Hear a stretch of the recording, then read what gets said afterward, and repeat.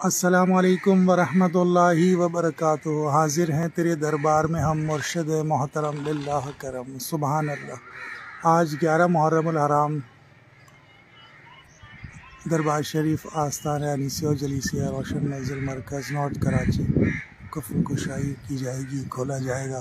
दरबार शरीफ 6 मुहर्रमुल हराम को बहादस उर्स मुबारक बंद कर दिया जाता है। संदल शरीफ खुश्क होने के लिए 11 मुहर्रमुल हराम की सुबह 7 बजे खोला जाता है।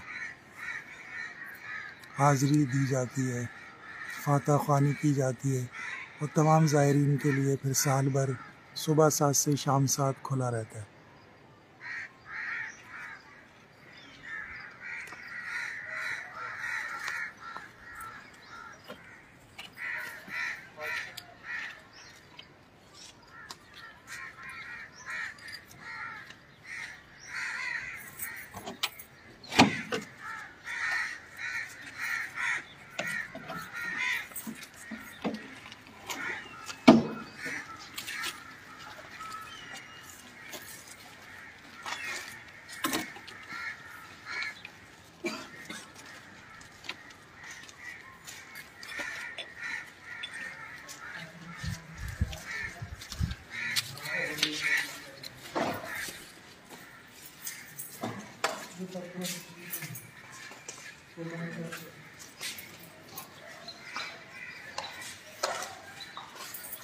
बंद करके बंद करके